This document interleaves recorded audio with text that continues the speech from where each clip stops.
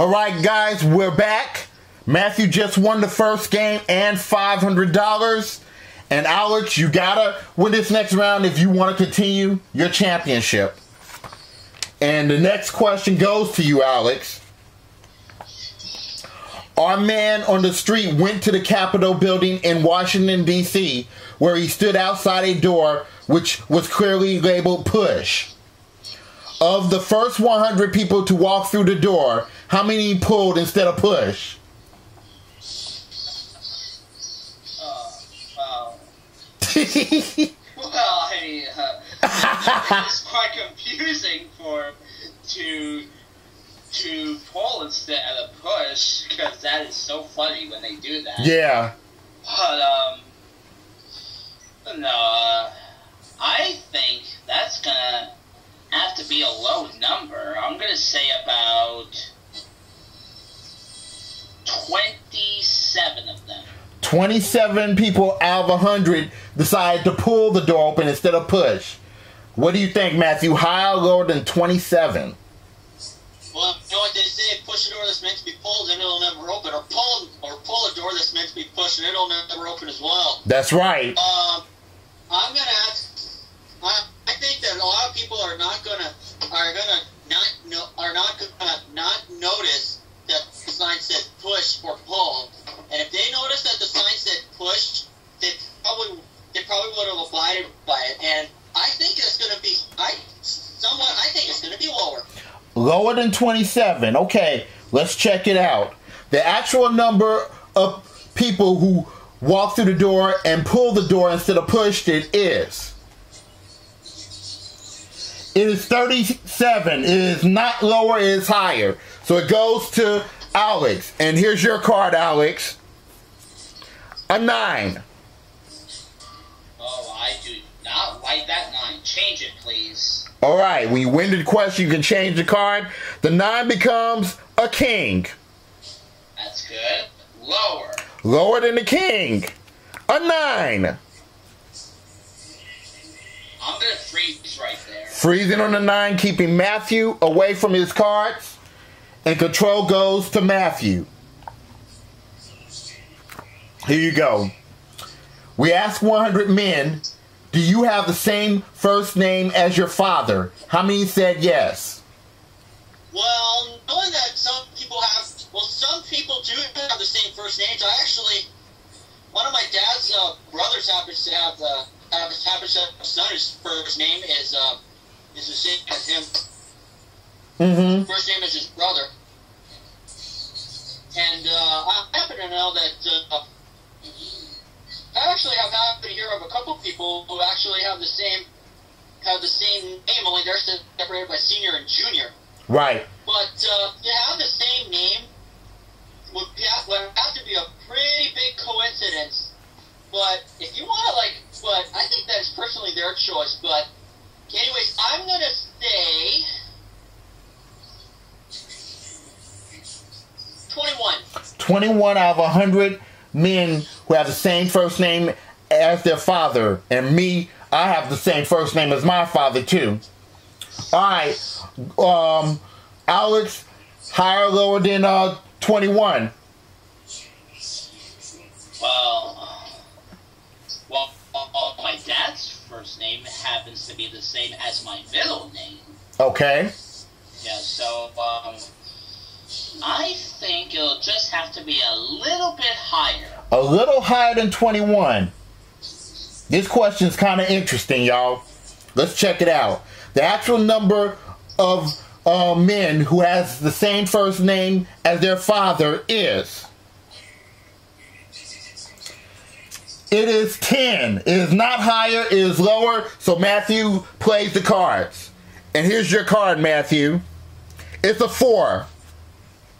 Let's go higher. Higher than a 4. It's a 7.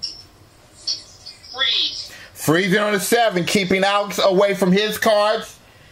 And this next question goes to Alex. Okay, here it is, Alex. This is a long question. We found 100 department store clerks who worked at the gift return desk and asked them, Has a customer ever returned an article of clothing and sworn she had never worn it when you could tell she really had? How many clerks said that has happened to them?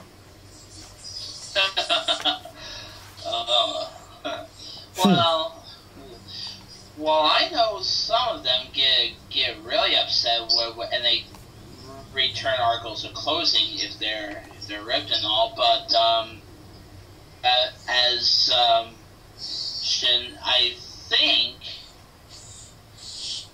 I think that's gonna have to be a high number. I think I'm gonna say about 61. 61 out of 100 folks who had this happen to them. All right, Matthew, higher or lower than 61? No, I do not agree, because if you're going to return it, you have to wash it. Otherwise, if it's ripped, then they have to keep it.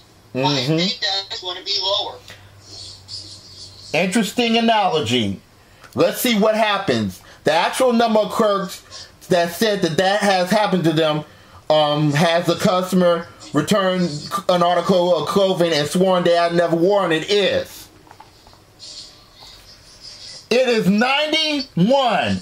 It is not lower, it's higher. Wow. That was interesting, y'all. 91. All right, Alex, you wanted the question. You have the 9. What do you want to do with it? Change it, please. All right. The 9 becomes, oh boy, an 8, 7 plus 1. Call it. Oh boy. I'm going to go lower. Lower than the 8. It's a 6. Okay. I'll go higher. Higher than the 6. It's a jack.